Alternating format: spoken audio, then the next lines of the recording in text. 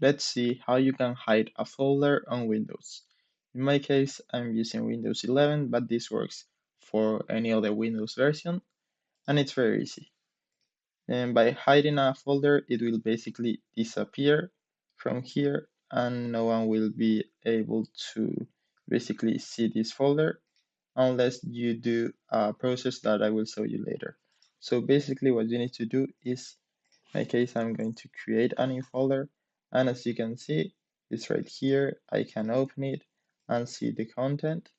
And if you want to hide it, you need to right click, go to properties, and you will see this attribute right here that says hidden.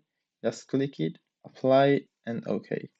And now, as you can see, it disappeared and it's not here anymore. So if you want to see it, what you need to do is click right here on view, go down to show, now click hidden items, and this will show the folder. Now if you want to make it visible again, you can go to properties again and uncheck this checkbox.